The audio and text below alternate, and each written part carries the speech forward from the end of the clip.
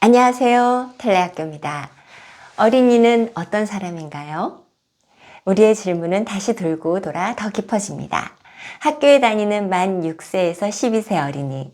어떤 분은 어린이란 사람은 작고 어리지만 어른과 같은 존재라고 생각하지요. 어리나 크나 한 명의 사람이라는 거죠. 생각도 멀쩡히 있고 한 사람으로서 의견을 존중받아야 하고 권리와 나름의 책임도 있고요. 맞는 말씀이죠. 또 다른 분은 아직 어리다는 것에 초점을 두십니다. 어리니까 어른이 돌봐야 하는 존재죠. 생각도 미숙하고 행동도 서툴고 그러니 이해하고 감싸줘야 한다고요. 이것도 맞는 말입니다. 그래서 어린이는 어른들이 어떨 때는 자기들을 어른 대한 듯 대하고 어떨 때는 아기 다루듯 한다고 우리가 고무줄이냐고 하지요. 텔레학교에서는 어린이라는 사람에 대해 이해하며 5가지 기본 전제를 생각했습니다. 첫 번째는 작은 완전성을 가지고 있어 불안할 수밖에 없다는 것. 두 번째는 의지를 바탕으로 하여 자신을 성장시키며 감정을 키워나가는 사람이라는 것. 세 번째는 어제보다 나은 사람으로 되어가는 존재라는 것. 네 번째는 모든 어린이는 사랑받고 인정받기 원한다는 것. 마지막은 교육과 양육의 목표는 어린이의 독립이라는 것입니다. 어린이에 대한 저희 생각은 모두 여기에서 출발합니다. 이번 시간에는 첫 번째와 두 번째 전제에 대해 이야기해 보겠습니다. 처음 상담 공부를 시작할 때 아들러가 참 좋더라고요. 저한테 아들러는 인간은 부족해. 부족한 걸 아는 건 중요하지. 그런데 그 부족함이 더 나은 사람, 더 나은 상황, 더 나은 공동체를 만들게 하는 힘이야 하고 말하는 것 같았거든요. 그리고 인간은 그렇게 사는 걸 행복해 한다고요. 요즘은 스피노자를 통해 감정에 대해 동료들과 이야기를 나누는데 스피노자가 말하는 기쁨은 더욱 작은 완전성에서 더욱 큰 완전성으로 이행할 때 느끼는 감정이라고 했습니다. 전 스피노자의 더 큰 완전성과 아들러의 더 나은 사람이 되고자 하는 의지 두 부분이 통한다고 생각했습니다. 어린이도 한 사람이고 완전성이 있는 존재지요. 성장하는 과정에 있는 존재니 어린이는 자라면서 지금보다 더 큰 완전성으로 향하고자 하겠지요.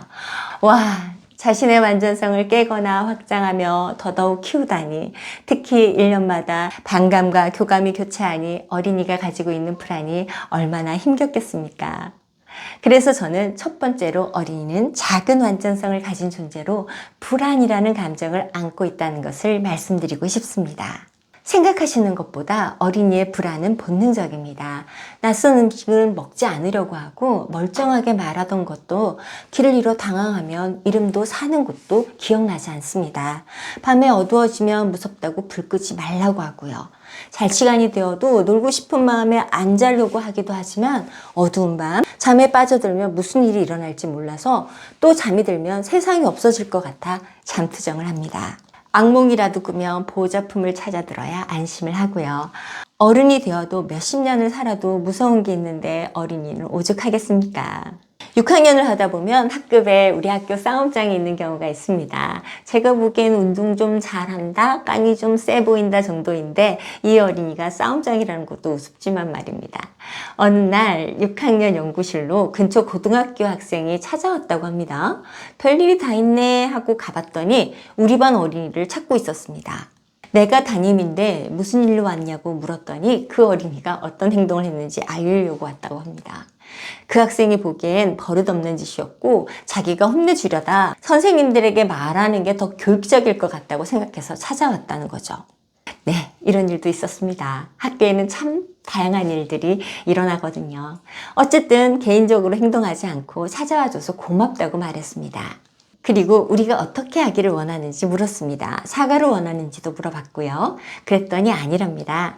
하지만 다시 그런 짓을 하면 자신이 어떤 행동을 할지 몰라 걱정된다고 했습니다. 우리 어린이가 어떤 잘못을 했는지 아무리 기억하려고 해도 떠오르지 않습니다. 제가 또렷이 기억하는 건 그 다음 이야기입니다. 교실에 가서 그 어린이를 불러 어느 고등학교 형이 찾아왔다고 했더니 우리 어린이 얼굴이 그야말로 하얘졌습니다. 무슨 해프닝이 있었던 건 분명합니다. 그 형 지금 있어요? 합니다. 아니 갔어. 진짜 갔어요? 그리고 슬금슬금 제 뒤로 갑니다. 뭐 하나 봤더니 숨는 거였습니다. 참, 네. 제 키만한 녀석이 제 뒤에 숨는다고 숨어지겠습니까? 그날 집에 갈 때 학교 밖 골목까지 따라가 줬다는 거 아닙니까? 무섭다고 혼자 못 간다고 해서요. 진짜 식겁하는 표정이었습니다. 그리고 난 뒤 어떻게 되었냐고요? 다시 그 고등학생이 찾아오진 않았습니다. 우리 어린이가 잘 피해 다니지 않았나 싶어요. 하지만 우리 어린이 친구들 앞에선 굴하지 않고 그 형 별거 없어 하더라고요. 저러다 또 내 뒤에 숨지 싶었습니다. 6학년이고 싸움장이고 어린이는 어린입니다.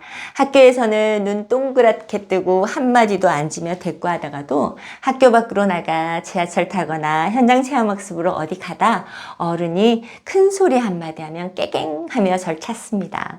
자기들끼리 몰려다닐 땐 다를까요? 아니면 그때 우리 반 어린이들이 순진한 걸까요? 대부분 어린이들은 까부는 정도지 이렇게 어리숙합니다. 사회는 다양한 사람이 모여 겹겹이 층을 이루어야 안전합니다. 마치 생태계와 같아서 어느 한 부분이 모자라거나 넘치면 무너지기 쉽습니다.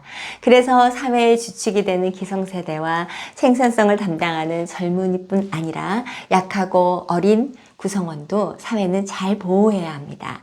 만약 그 사회의 수준을 묻는다면 가장 화려하고 부유한 것이 기준이 되지 않습니다.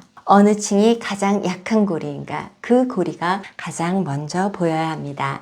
물통의 물은 가장 낮은 곳까지만 담을 수 있습니다. 신용복 선생님의 이 그림을 그래서 참 좋아합니다.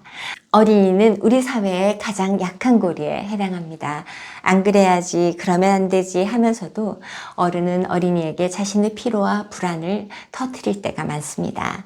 직장에서 힘들었으면, 부부끼리 다퉜으면, 몸이 귀찮아지면서 어디다 풀지 못한 짜증을 집에 있는 어린이한테 터뜨릴 때가 있습니다. 집이 이런데 사회는 그러지 않겠습니까? 외국에 살던 분이 한국에 들어왔을 때 느꼈던 이야기를 해주셨어요. 돌아오니 여러 가지가 익숙하고 편리하죠. 그런데 한 가지 아쉬운 점이 있었다고 합니다. 어린이를 대하는 어른의 태도요. 유모차를 끌고 나가면 모두 도와줬다고 합니다. 우리도 한다고 하는데 외국 사람들이 더 적극적인 모양입니다. 아기가 보이면 눈을 마주치고 웃으며 인사해 주었다고 합니다. 어린이를 귀찮아하는 게 아니라 환대하는 느낌이었는데 지금은 아이 데리고 다니기 눈치 보인다는 말이었습니다. 어린이가 행복한 나라, 어린이의 불안을 다그치지 않고 이해하는 어른이 사는 나라가 선진국이라고 생각하는 이유입니다.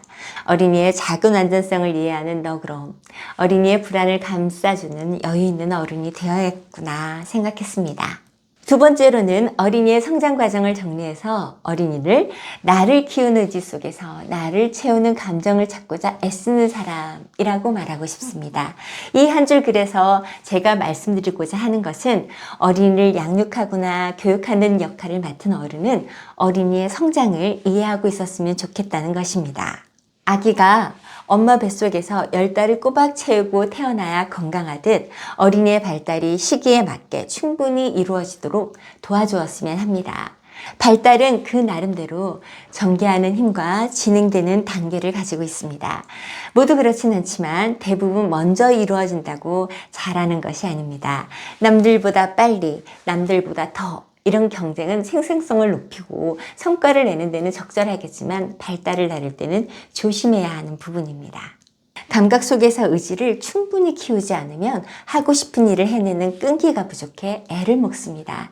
하고 싶은 건 마음이지만 해내는 건 몸입니다. 책상에 앉아야 공부를 하고 책을 다 읽어야 정보가 들어옵니다. 끝까지 달려가야 경기는 끝이 나고 작품은 마무리까지 해야 완성됩니다. 감각은 키워주지 않고 집중력이 부족하다고 끈기가 없다고 걱정부터 하십니다. 실제 어린이에게 ADHD나 ADD는 어른의 우울증이나 공황장애만큼 흔한 증상입니다. 전 병원 진료나 심리검사를 통해 제한을 받는다면 약을 복용하는 것에 반대하지 않습니다. 약을 먹고 증상이 덜 힘들어지면 어린이는 제 할 일을 전보다 훨씬 더 잘해내기도 합니다. 그럼으로써 자기 자신에 대해 기분 좋은 생각을 하고 주변에서도 긍정적인 피드백을 줍니다. 분명히 약만으로 해결되지 않습니다. 하지만 약이 도움이 되기도 하는 건 분명합니다. 약만으로 해결되지 않는다는 건 집중력이나 끈기 같은 의지는 감각의 성장에서 원동력을 가지고 온다는 것을 말씀드리고 싶어서입니다. 해내는 것이 의지인데 학교에 잘 적응시키고 싶은 마음에 글자부터 가르치면 감각이 충분히 크지 않은 상태에서 또 감정이 풍부하게 되기 전에 머리부터 사고부터 먼저 발달시키면 자기 속은 잘 챙길지 모르겠습니다. 그러나 그런 사람이 모여 있는 곳이라면 우리는 늘 경계해야 하고 내 것을 빼앗기지 않기 위해 불안해해야 합니다. 행복하지 않습니다. 어린이의 행복이 입시에 달려 있다고 생각하신다면 의지와 감정과 사고의 발달 이야기는 별 의미가 없을 겁니다. 감각이 덜 성장되었다면 다시 감각으로 돌아가야 합니다. 더 많이 손을 움직이고 더 자주 몸으로 경험하며 세상과 만나야 합니다.